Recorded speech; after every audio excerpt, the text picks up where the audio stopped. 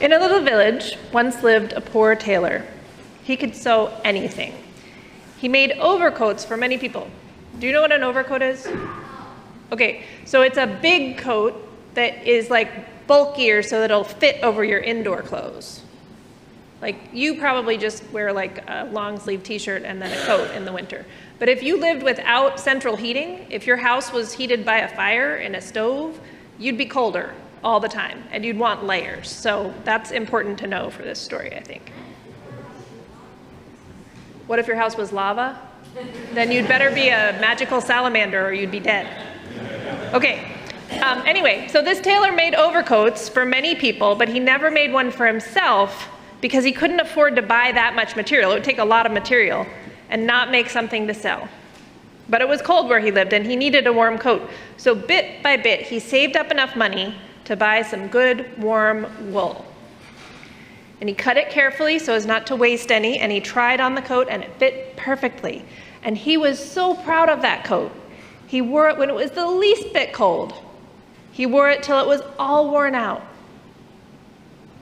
Or at least he thought it was all worn out. But then he looked at it closely and he thought, there was just enough material left to make a good warm jacket. So that was like the next layer that you'd wear under your overcoat.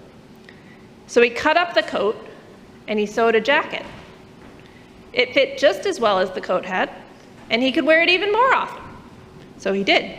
He wore it until it was all worn out. You can say that part. All worn out. At least he thought it was all worn out. But he looked again and he saw that there was just enough left of that jacket to make a vest. So he cut up the jacket and he sewed a vest and he tried it on and he looked quite distinguished in that vest. He wore it every single day. He wore it until it was all worn out. At least he thought it was all worn out. But then he looked and he saw that there were a few bits of good material left. So he cut them out and sewed them together and made a cap. He tried it on.